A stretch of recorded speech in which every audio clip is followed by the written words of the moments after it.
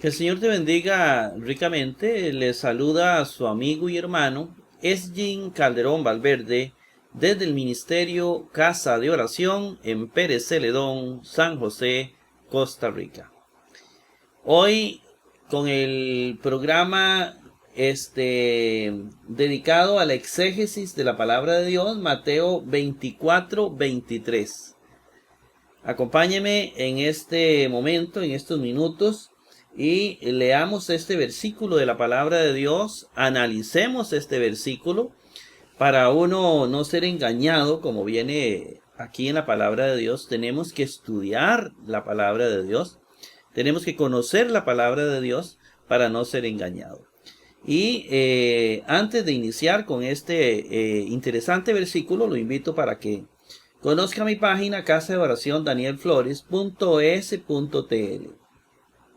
Esta página que usted ve en pantalla trata de sintetizar todos los videos que hemos grabado.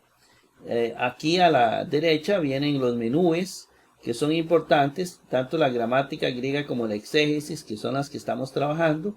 Las diapositivas también, algunos libros que usted puede conocer. Es tal vez lo más relevante sobre esta página. Hay otros temas que tienen que ser actualizados, pero sí los insto para que en esta gramática griega y en esta exégesis me acompañen para conocer la palabra del Señor. Vamos, sin más preámbulo, a entrar al versículo 23 de Mateo 24. El versículo que hoy vamos a analizar someramente, por supuesto, un análisis de un versículo pues llevaría mucho más tiempo, pero superficialmente o someramente, como lo hacemos en este programa, duramos menos. Entonces, acompáñenme. Dice el versículo: entonces, si alguno para vosotros dijere, he aquí el Cristo, aquí no creyerais. Comienza el tema de los falsos profetas. Comienza el tema sobre la profecía de los falsos profetas en los últimos días, momentos antes de la venida de Jesucristo. Una de las señales claras del final de los tiempos es el incremento de sectas. Y aquí tenemos un ejemplo de ello. Es la forma en que Jesús lo expone, porque posterior a este versículo dirá Jesús: vendrán falsos profetas. Que el mundo se llene de sectas y herejías, y ya veremos a ver cómo Dios resuelve esto en el más allá. No lo sabemos, no podemos juzgarlo, porque hay personas que aman a Dios y están engañadas. No lo sabemos. Y no vamos a juzgar. Lo que sí sabemos es que debemos hacer algo para poder ver, analizar este versículo en cuestión. Y una de ellas, la que podríamos hacer en este momento al analizar este versículo de la palabra de Dios, es tratar de descubrir qué nos dice Jesús. Si nos dicen aquí está el Cristo o allá, nos va a decir que van a venir personas que se harán pasar por falsos cristos, falsos salvadores, falsos mesías. Porque el mundo está en una crisis de valores, el mundo está en una crisis de todo tipo, y entonces comienzan a surgir las religiones como un elemento, de alguna manera, un elemento ahí de placer, de tranquilidad en el ser humano. Jesús eso lo ve, eso lo mira. Pero lo importante aquí es que vendrán falsos cristos y vendrán falsos profetas con herejías. Hay otros textos bíblicos donde lo explicamos para no caer, porque Jesús, esto es uno de los temas que más enfatiza en su discurso escatológico. La venida de los falsos cristos y de los falsos profetas. Preocupa, y si a Jesús le preocupa y Jesús lo advierte, es porque de alguna manera nosotros podemos evitar eso. Nosotros podemos caer en las sectas. Es decir, he aquí o allá, o que hacen señales, que hacen milagros, que hacen sanidades. No quiere decir que también vamos a crucificar todos los movimientos que hacen sanidades y milagros. No se trata de irse a extremos, Se trata de tomar previsiones. Eso es un plan preventivo sobre los falsos profetas. ¿Y cuál es la cura contra los falsos profetas? El conocimiento. Así de sencillo. La cura contra el falso profeta es conocer lo que Jesús dijo, conocer la palabra de Dios, que es lo que estamos haciendo en estos programas, y darle a conocer a la gente la palabra de Dios. Y los falsos profetas no nos van a engañar. Este es el versículo que vamos a analizar. Entonces, vámonos inmediatamente a los códices. Y en los códices ponemos la pluma. Y entonces tenemos, por ejemplo, lo que está aquí en la parte superior es lo de Nestle Aland. Lo que tenemos aquí, el códice sinaítico. Lo que tenemos en la parte inferior, el Código Vaticano. Del siglo IV, los más antiguos. Esto es un punto importante para combatir las sectas. Conocer griego. Conocer griego, ¿por qué griego? Bueno, porque fue el idioma, la lengua, dialecto, si usted quiere llamarle, porque por ahí los griegos le llamaban al koiné un dialecto, ¿verdad? Conocer el griego, conocer bien estos manuscritos, y de esa manera no nos engañan. La secta, una de las cosas que va a hacer es agarrar la Biblia y traducirla a su manera. Entonces, si usted sabe griego, no lo van a engañar fácilmente. Si usted sabe griego, usted sabe que tiene que traducirse la Biblia como dice.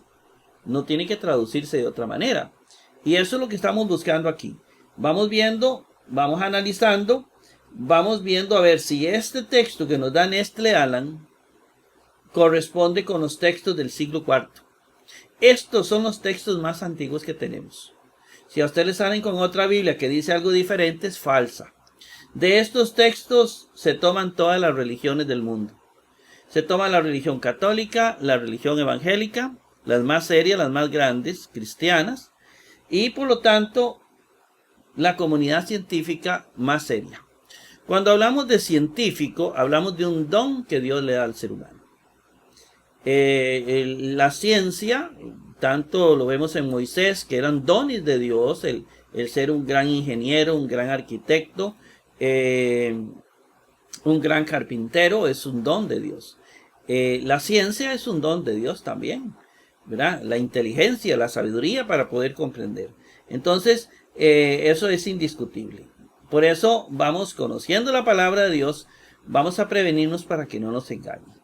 Bueno, la palabra tote, aquí la encontramos en el Códice Sinaítico. Tote, aquí la encontramos en el Códice Vaticano. Está perfecto. Ean, aquí está en el Códice Sinaítico. Aquí está en el Códice Vaticano. Tis, umin. Tis, umin. Aquí está en el Sinaítico. Tis, umin. Vaticano. Ipin. Ipi, Sinaítico. Ipi, Vaticano. Idu. Idu, Sinaítico. Idu, Vaticano. Ode. Ode, Sinaítico. Ode, Vaticano. O Christos, el Cristo. O Christos, aquí está. Notemos que Cristo siempre se hace abreviado, ¿verdad? Christos, la primera letra, la J y la sigma final, ¿verdad? Siempre la primera letra y la final. Christos. O Christos, la primera letra y la última, y este signito que dice que está abreviando. Igualmente aquí en el Sinaítico también el signo era muy usado en ese entonces para abreviar palabras. Y ode en el Sinaítico y ode en el Vaticano. Mi Sinaítico Vaticano. Pisteu cite. Aquí está pisteu. Y luego viene si, ¿verdad? Aquí está la sigma pequeñita. Si, te. Pisteucite. Pisteu. Y aquí viene pisteu ete, ¿verdad? Pisteu ete. Y viene una i aquí. Pisteu ete, ¿verdad? Es esto. Aquí viene una pequeña i ete.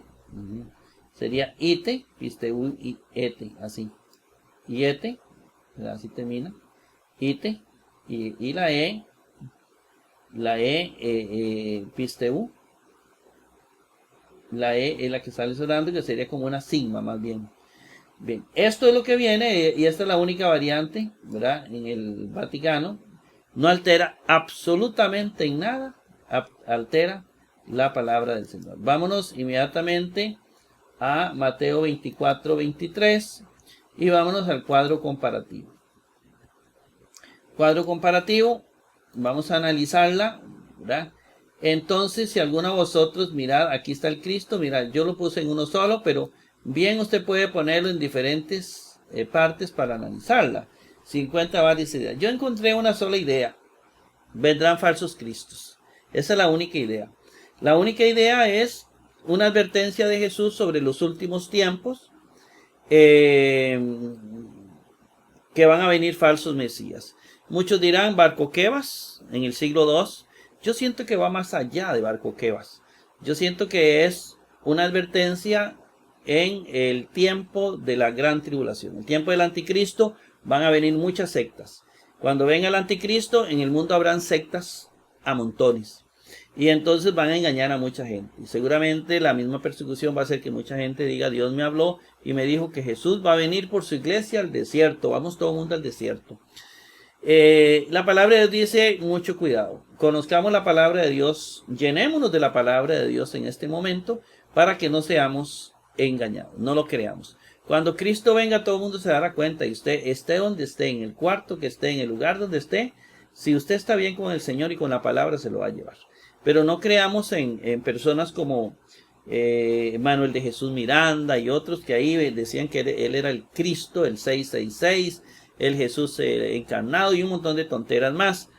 Porque nosotros tenemos que formarnos y tenemos que formar a la gente. Vámonos al versículo que sigue. El cuadro comparativo, curiosamente, este versículo está en los 13 evangelios, ¿verdad? Si alguien a vosotros dice, mira, aquí está el Cristo. También, entonces, si alguien a vosotros dice, mira, aquí el caso de Marcos, tote eantis umin ipe. Tote eantis umin ipe. Vean, excepto, omite solamente que, ¿verdad? Luego dice ide, ode, o, este ide es parecido, ¿verdad? Ode, Cristo, aquí el Cristo, ¿verdad? Y ode, no creáis, ese creer viene nada más en otra conjugación verbal, pero es el verbo creer. Entonces viene parecido. En el caso de Lucas se distancia más, ¿verdad? Viene el ude, que es muy parecido. Dirán, ¿verdad? Aquí viene el ipe, ¿verdad? He aquí, ¿verdad? Que es muy parecido. O he allí, ¿verdad? Ekei. Y pues el reino de Dios dice, dentro de vosotros es. Ahí lo que dice, ¿cuál es el mensaje que nos da? Bueno, que no lo vayamos a buscar en lugares, sino que está dentro de cada uno de nosotros. Esa es la idea que Lucas le agrega a este versículo. No andemos buscando sectas, religiones y creos raros. La mayoría de sectas no se han alimentado, óigame bien, por si usted ha caído en una de ellas, no se han alimentado por su doctrina. La gente se ha ingresado a ellas porque estas sectas tienen estrategias, por ejemplo, de amor.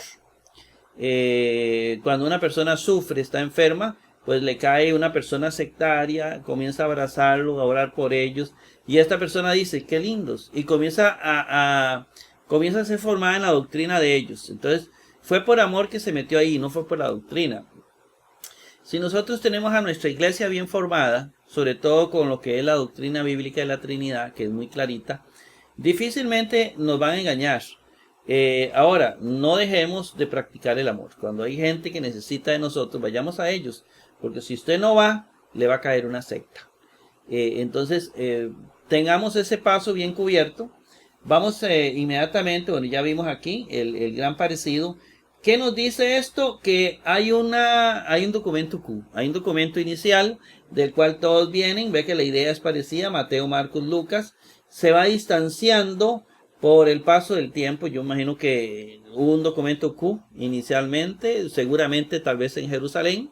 De ese documento Q se copian en su momento, tal vez cuando comienzan a morir los apóstoles, esto comienza a cobrar fuerza, porque ya no había alguien que les dijera, que les contara, que les relatara. Entonces ya necesitaban un libro, alguien, a ver, lo escribió un apóstol, lo escribió uno de ellos, si no, no lo creo. De ahí nace el canon.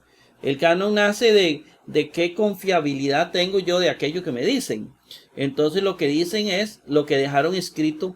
Por eso Pablo tiene tanto poder, porque Pablo estuvo muy cerca de los apóstoles y Pablo escribe, lo que él dijo lo avalaron los apóstoles.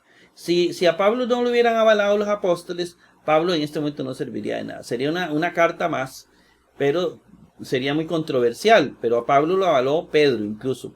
Entonces, en ese momento en que faltan tal vez los apóstoles y los testigos oculares, entonces los evangelios comienzan a cobrar fuerza, y es ahí donde seguro comienzan a copiarse para diferentes iglesias en diferentes lados del mundo y van tomando matices diferentes. ¿Qué o cómo ocurrió ese proceso? No lo hemos descubierto. Seguimos estudiando, seguimos analizando a través de estos cuadros comparativos para ver qué nos dice. Sí sabemos, y queremos que seamos honestos en esto, que este evangelio fue escrito por testigos oculares que estuvieron muy cerca de Jesús. Pero no fue ni Mateo, ni Marcos, ni Lucas. Se les puso esos nombres, pero son evangelios anónimos. Fueron testigos oculares, pudo haber sido un apóstol o una persona muy cercana a un apóstol que escribió esto, pero no se sabe y no nos interesa, y a Dios tampoco le interesa, ¿verdad? A Dios tampoco le interesa. Entonces son anónimos, pero se va a conocer por eso evangelios según Mateo, ¿verdad? Según Mateo, que es el mismo documento Q inicial que decían los alemanes. Bien, nos vamos de nuevo a el inicio, ¿verdad? El inicio. Ya ahí estamos haciendo un poquito de reflexión, conociendo la palabra de Dios para hacer lo que Dios manda. Vámonos en este momento a lo que es,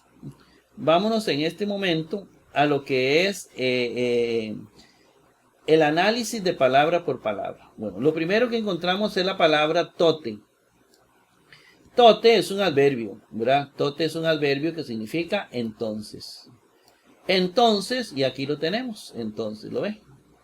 Entonces, ean es una conjunción subordinada condicional.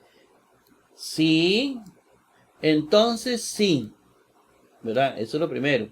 Y luego viene tis. ¿Qué es tis? Bueno, tis es muy importante porque tis, que usted lo ve aquí, es un pronombre.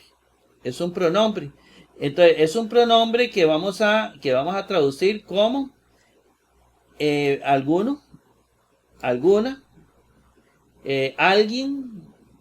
Entonces, si alguno, ¿verdad? Entonces, aquí viene, en este caso viene umin, lo ve aquí, viene umin. Umin. ¿Y dónde encontramos a umin? ¿Dónde encontramos? En el caso, perdón, estamos con tis. Entonces, sí, perdón, aquí me enredé, ean es sí y tis es algún. Mira, aquí está desviado. Ean, sí, alguno, tis, esto tiene que ir más para acá. Entonces, sí, alguno, como está aquí, ¿verdad? Como está aquí. Entonces, si alguno o si alguien, alguna persona se refiere.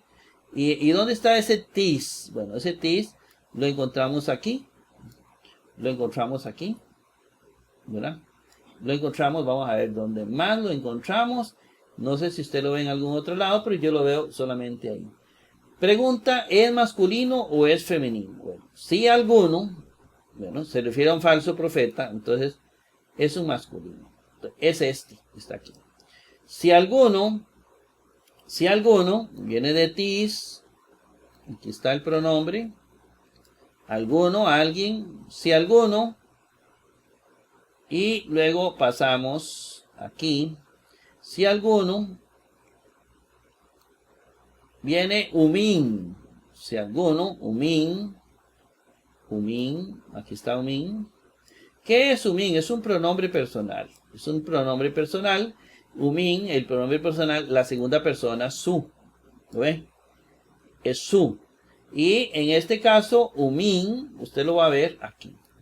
Sí quiero decirles que este no tiene ni masculino, ni femenino, ni neutro. Son los mismos, masculino, femenino. Si alguno a vosotros, ¿verdad? Eso es plural dativo. Si alguno a vosotros o para vosotros, ¿verdad? Yo lo traduje aquí. Si alguno para vosotros o si alguno a vosotros, ¿verdad? Es un plural dativo, como le dije yo acá. Para vosotros, umin. Si alguno para vosotros, pasamos, si alguno para vosotros, y viene ipi, ¿verdad? Viene ipi. Ipi, ¿de qué viene ipi? ¿De qué viene ipi? Bueno, ipi es un verbo, ¿verdad? Es un verbo que viene del lego, del verbo lego, que es decir. Aquí está el verbo lego, ¿verdad? El verbo lego, que es decir. Y dice ipi. Ipi se va a ubicar como, primero en la voz activa, que es muy importante saber. Lo encontramos en la voz activa. Y así lo determinamos en el diccionario que yo estoy haciendo. Y ahí usted busca la palabra ipi y él le va a decir, es voz activa, es auristo o es lo que es. Entonces lo encontramos en la voz activa. ¿Dónde lo encontramos? Bueno, en el tiempo auristo. De los 6 tiempos, lo ubicamos en el tiempo auristo. Ahí lo encontramos. ¿Y en cuál modo? En el modo subjuntivo. Aquí. En modo subjuntivo encontramos ipi como tercera singular. Tercera. 1, 2, en el tercer campito aquí. Del lado del singular, no del lado del plural. Ahí está ipi. ¿Cómo se traduce? Si yo dijere, si tú dijeras, si él dijere. ¿Ve? Dijere. Entonces, para vosotros, dijere, ¿verdad? Aquí está dijere. Para vosotros, dijere. ¿Ve? Ahí está, dijere. Este es el paradigma del verbo lego en la voz activa, dijere. Vamos a pasarlo a la otra palabra, dijere, idu. Idu, ¿qué es idu? Bueno, idu, que lo tenemos por aquí también. Dijere, idu. Idu es he aquí, ¿verdad? Idu. Y luego viene ode, que es un adverbio, que también significa aquí, ¿verdad? Pero es diferente. Uno es interjección y otro es adverbio. Dijere, he aquí lo tenemos, ¿verdad? He aquí, ¿verdad? Ude y he aquí, ode, aquí está. Aquí lo vemos, ¿verdad? He aquí, y dice, ¿qué dice? Aquí el Cristo, ¿lo ve? El Cristo es este que tenemos acá, O Cristo, aquí tenemos la declinación de Cristo, lo buscamos en la declinación y aquí aparece, oh Cristo. Sí quiero decirles que en todo el Nuevo Testamento no existen Cristos en plural, ¿verdad? No existen Cristos, sino aquí está el Cristo, ¿verdad? Entonces no aparecen plurales Cristos, sino he aquí el Cristo. Entonces vendrá personas que dirán yo soy el Cristo. Entonces no aparece la palabra Mesías porque para ellos solo existe un Cristo. Bien, o Christos, ¿verdad? O Christos, el Cristo, significa que Cristo es un sustantivo que viene de Christos, es Cristo, ungido, Mesías en hebreo. En este caso, Cristo es un masculino, obviamente, ¿verdad? Aquí está. Estamos en singular, no es plural, como ya lo explicamos, es singular. Y el caso es nominativo, el Cristo, ahí está. El Cristo, he aquí el Cristo. Pasamos. He aquí el Cristo. Y entonces viene y. Esta y es una conjunción coordinada disyuntiva. Está ahí. Es una conjunción que significa o, ¿verdad? O, y aquí lo hemos traducido así. O, aquí lo estamos señalando para que usted no encuentre más. O, y viene otra vez ode. Ode. Ode. Que vimos que era un adverbio que significa aquí. ¿Ven? Aquí. O aquí. O aquí. He aquí o aquí. Es decir, he aquí o aquí. Podríamos decir o en este lugar o en aquel lugar. En palabras nuestras. Pero ellos dicen, he aquí. Dígame, para que me entienda la expresión. He aquí. Y luego dice mi. Vea esta mi que aparece aquí. Mi es una partícula negativa. Hay varias formas de decir no, ¿verdad? Esta es una de ellas. Es una partícula negativa. Mi, ¿verdad? Mi, que es no. ¿Lo ve? Y luego viene pisteucite. Pisteucite o pisteucite. Pisteucite lo tenemos aquí. ¿Qué es pisteucite? Bueno, pisteucite primero es un verbo. Viene de pisteu. Si usted lo saca por lógica, después de tanto verlo, lo va a saber. Es un verbo que viene de pisteu, que es creer. Por eso, aquí está el paradigma verbal de pisteo que yo he preparado durante varios tiempos. Estoy trabajando en esto. Pisteo, que es creer. Pero pisteo, primero que vamos a ver es que está en voz activa. Eso es muy importante, que está en voz activa, el amarillito, ¿verdad? Está en voz activa. En el tiempo verbal está en un aoristo. Muy importante para poder traducir y ver cómo se dice. Es creer en aoristo. Pero en el modo, está en el modo subjuntivo. Y está aquí. Que es segunda. Mira, aquí me faltó segunda plural. Aquí falta segunda plural. Segunda plural dice, si nosotros creyéramos, vosotros creyerais, ellos creyeran. Creyerais, entonces no creyerais. Aquí está. Así se lee el subjuntivo de la voz activa del tiempo aoristo. No creyerais. Bien, hermanos, de esta manera estamos llegando, un programa bastante corto. Estamos llegando al final del versículo 23, esperando que haya sido bendecido con este versículo. Los espero en el versículo 24. Que el Señor me los bendiga a todos ricamente.